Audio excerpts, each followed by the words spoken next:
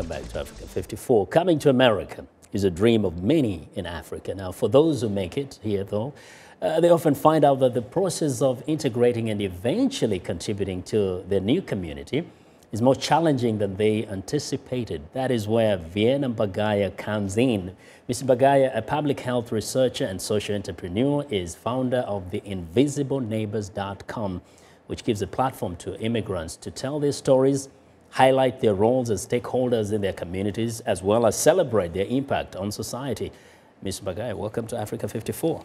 Thank you. Thank you for having me, Vincent. Yeah, it's a great project here. Now, the InvisibleNeighbors.com, of course, highlights, as we mentioned, the achievements of the new immigrants, the first-generation Americans. What really was the inspiration behind its launch? Yeah, so it started from a need I saw when I first came to this country back in 1998. I moved here from Kenya, and I didn't see images of immigrants and first-generation Americans being celebrated for their achievements and their contributions in the U.S. So last year, I wanted to do so, and I created the InvisibleNeighbors.com, where I celebrate stories of immigrants, and I also try to inspire youth who may be new to this country or growing up in an immigrant household, help them understand, who you can grow up to be, and give them access to role models that they share an experience with. And actually, I did read your personal experience, which I won't relate here. Very interesting on how your life was like in the first years in America. Now, you're embarking on a national campus speaking tour this coming fall, targeting millennial immigrants and first-generation students. What is the mission? What is your mission? I am so excited. I get to go back to school and actually learn from students. So this is going to be totally different. But the tour's mission is to explore the cultural conflicts experienced by these students, diaspora students. They are already skilled at navigating dual cultures just by the virtue of growing up in an immigrant household or traditional household, and also functioning in the mainstream American culture. They already know how to exist in dual spaces. So with reconciling that, part of the goals for the tour is to articulate the role that cultural literacy plays in how they perceive leadership, self-efficacy, academic achievement, and career fulfillment.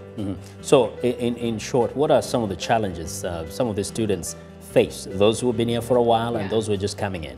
See, college is a totally different experience for millennial immigrants and first-generation American students. Their parents, a lot of times, their families have given up so much. They've given up their property, their families, their friends, their food, their music, their status, their careers, everything, to bring them here or to raise them in the U.S.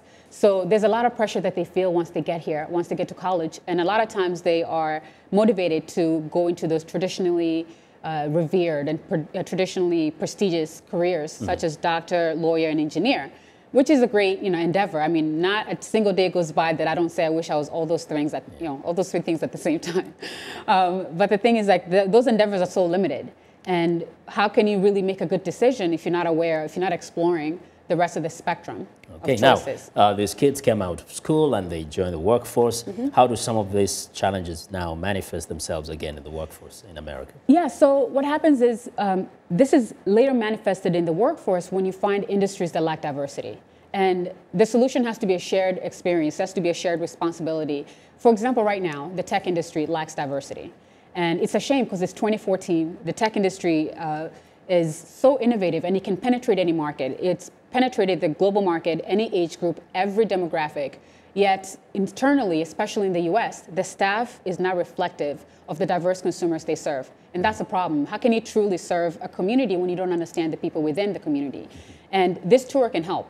This tour is an opportunity for tech companies to partner with us and sponsor us and participate by offering us solutions and offering us opportunities for students of color. And how do they get in touch with you? Very quickly? Yeah, everyone can get in touch with me through the InvisibleNeighbors.com. Yes. Very good. It's a very exciting website. I went in there. Fantastic. Thank you very much. Thank you for having me. Today. Well, Vienna Mbagaya is the founder of the InvisibleNeighbors.com.